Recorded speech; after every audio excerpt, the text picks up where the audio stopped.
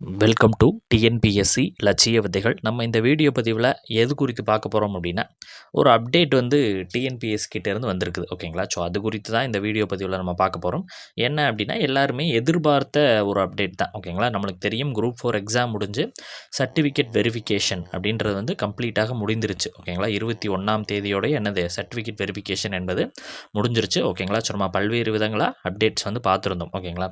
So இன்றைக்கி வந்து அதற்கப்புறம் எல்லோரும் வந்து சார் கவுன்சிலிங் எப்போ பிளான் பண்ணுவாங்க அப்படின்ற மாதிரி சொல்லி கேட்டுகிட்டே இருந்தாங்க.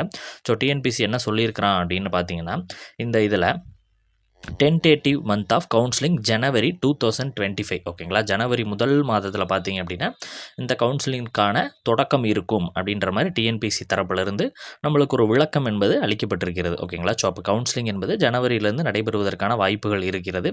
எனக்கு தெரிஞ்சு அதற்கு முன்னாடியே நடைபெறுவதற்கான வாய்ப்புகளும் இருக்குது. டிசம்பர் கடைசி வாரத்திலையும் நடைபெற வாய்ப்பு இருக்குது. ஸோ அவங்க வந்து ஜனவரி அப்படின்னு சொல்லியிருக்கிறாங்க. ஓகேங்களா?